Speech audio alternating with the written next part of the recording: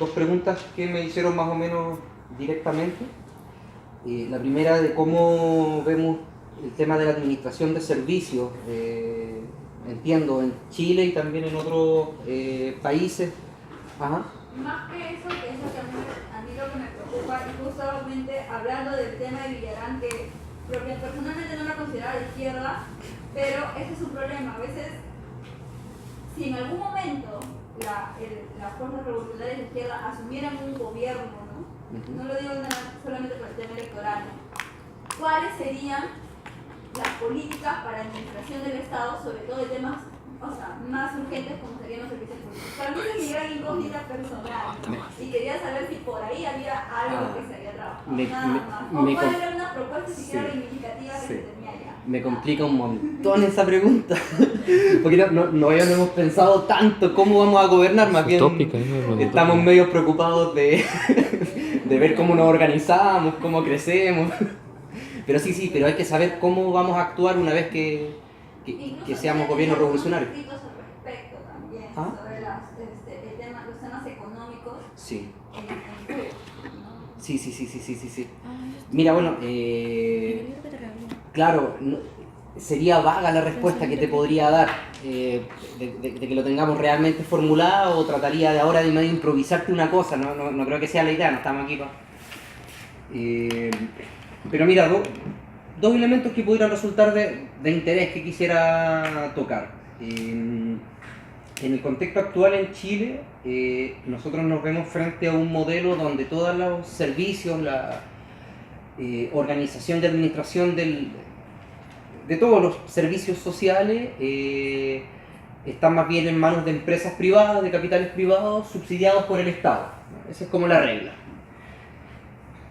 Entonces, en este momento, nosotros estamos en una lucha reivindicativa por poner coto, o porque la legalidad, o el poder judicial más específicamente, presionar socialmente para que el poder judicial ponga coto a la forma como actúan y cómo estas empresas hacen negocio con la rendición de servicios. Y te voy a mencionar un par de ejemplos. En Chile es Aguas Andinas, una empresa española que, digamos, es la que monopoliza todo el tratamiento de las aguas. Y en Santiago tienen un proyecto que es el Alto Maipo, ¿vale? Y eso para poder hacer esta es una gran obra de industria, está ubicado en una zona donde arrasaría o estaría obligado a desplazar a un montón de comunidades que viven hacia la periferia de Santiago. Con efectos salvajes sobre el medio ambiente. Ahí tenemos bosque, toda una riqueza todavía en la región metropolitana. Y bueno, se ha generado un movimiento para que se ha llamado, digamos, Alto Maipo, de poder prohibir, paralizar ese proyecto.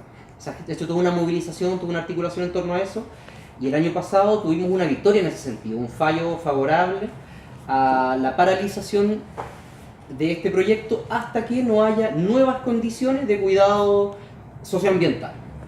Y eso es una victoria. Entonces hoy día nosotros trabajamos también el tema de la organización del movimiento, acerca de la problemática de cómo están en Chile desarrollándose la forma en que se brindan esos servicios, ¿pues? Y estamos más o menos en ese sentido. Con la lucha contra las AFP es una cosa similar, con la propuesta de un sistema de reparto solidario, pero no me voy a meter en explicar eso en detalle. Y quizá contar en un minuto de que una cosa que he podido ver desde cerca y entender es el tema de cómo funcionan los servicios en el proceso bolivariano en Venezuela. He tenido la oportunidad de estar allá en 2 oportunidades, un tiempo largo, quedarme a compartir, a relacionarme también con compas de allá y ver cómo es el tema de precisamente los servicios sociales, vivienda, educación, electricidad, aguas, como es en Venezuela desde Chávez. Y la verdad es que ahí hay una especie de híbrido entre un control netamente estatal, ¿no? como un Estado, nada nuevo, digamos, que estatización de servicios que en algún momento pueden haber sido privados, con una participación de tipo consejos de trabajadores o consejos populares o integración de usuarios en organismos relativamente democráticos, partícipes en la toma en la generación de opiniones y la toma de decisiones sobre cómo se brindan estos distintos aspectos. Entonces tiene eso, y ahí se genera naturalmente una tensión cuando el servicio comienza a fallar, que es lo que estaba en el momento de crisis ocurriendo. Entonces ahí es donde uno se interesaría, nuestros compas en Venezuela, nos interesamos por poder fortalecer organizaciones del pueblo que tengan algún nivel de injerencia y de control, ojalá, sobre todo aprovechando un momento de crisis, de tomar el control que el Estado no está asumiendo en servicios que la población está dejando de recibir o recibiendo cada vez más defectuosamente. Y es una experiencia más cercana al socialismo, mucho más que la que tenemos en Chile. Bueno, eso, compita, queda para discutirlo más adelante. Y mira, sobre lo que me pregunta el compa de las discusiones que hemos tenido en torno al uso de todas las formas de lucha. Nosotros no... A ver, esto está en curso la discusión, entonces bastantes cosas yo las podría más bien hablar a título personal, o son debates que van para adelante y que no hay algo todavía definitivo, pero en algo no nos perdemos. Un objetivo estratégico central sigue siendo el desarrollo de fuerza social revolucionaria, que es la categoría que seguimos utilizando y la rescatamos del pirismo. ¿Y quiere decir eso? ¿Y por qué es el énfasis en fuerza social revolucionaria? Son sectores del pueblo, son sectores de masa, de las organizaciones de la clase trabajadora, que poco a poco van asumiendo una conciencia y funciones de poder, ¿sí? O de perspectiva revolucionaria, y que no se aglutinan en un instrumento necesariamente, no están militando en una organización, sino que se nuclean en diversos espacios del movimiento social. Y eso es una tarea que nosotros vamos a seguir haciendo hacia adelante. Y ahí hay una centralidad. Cuando vemos la necesidad de amplificar distintas formas de lucha, en ningún caso aceptamos, y aquí en esto yo me atrevo a decirte que no nos vamos a perder, en ningún caso es la perspectiva de copar el Estado. No nos interesa copar el Estado en absoluto, porque en realidad una lucha rupturista con el capitalismo, en todas sus facetas y en todos sus momentos, es una lucha de ruptura con el Estado capitalista.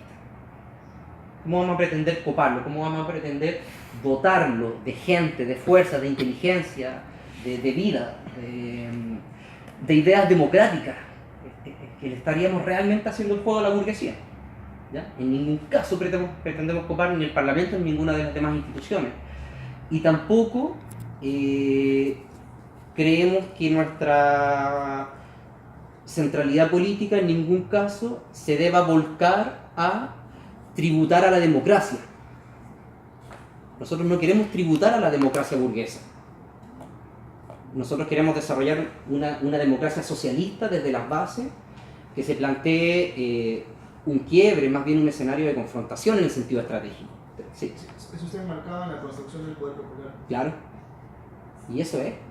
Y incluso las dinámicas actuales de la lucha de clases en Chile, distintas a las del 70 y 80, todavía te determinan eso. ¿Ya? Nosotros en ningún caso políticamente vamos a tributar a la democracia capitalista, sino más bien desde ya configurar la democracia socialista. Y eso va, el pueblo mapuche nos lo indica, eso va a abrir escenarios de enfrentamiento rápidamente. Entonces la estrategia va claramente definida por ahí. Ahora, ¿cómo lo podríamos entender entonces?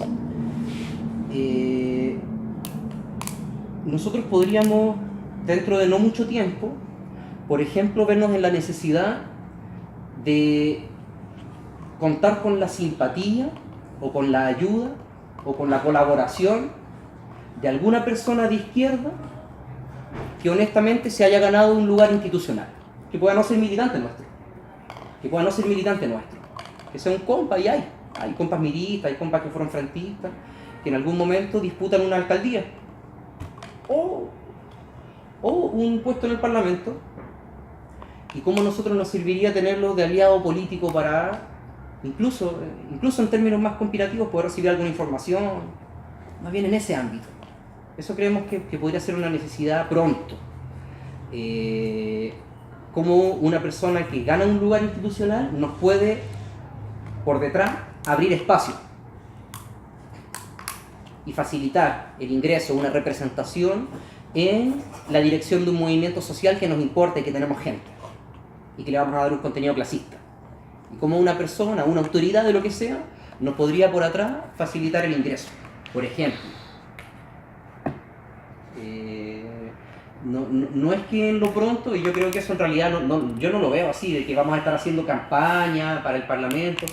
No lo veo porque en realidad todavía nuestra fuerza es tan reducida, estamos en los esfuerzos de inserción en los frentes de masa, como yo les decía, de articular sus organizaciones, de poder tener una presencia, que en ningún caso correspondería quitar gente de la que no tenemos para mandarla a hacer campaña. Me parece contraproducente, no lo entendemos así. Más bien lo que hay que hacer es seguir fortaleciendo el trabajo de inserción de una política revolucionaria que con una práctica coherente en las bases gane fuerza, gane presencia, gane conducción, vayamos ganando hegemonía en el pueblo. Y más bien la cuestión institucional nos va a ir proveyendo de algunos contactos, no solamente con autoridades, sino por ejemplo con organismos de abogados, con staff de abogados que no son ni marxistas ni son revolucionarios, pero pucha que sí te sirve que ayuden a la huelga a una huelga de trabajadores y que sean leales.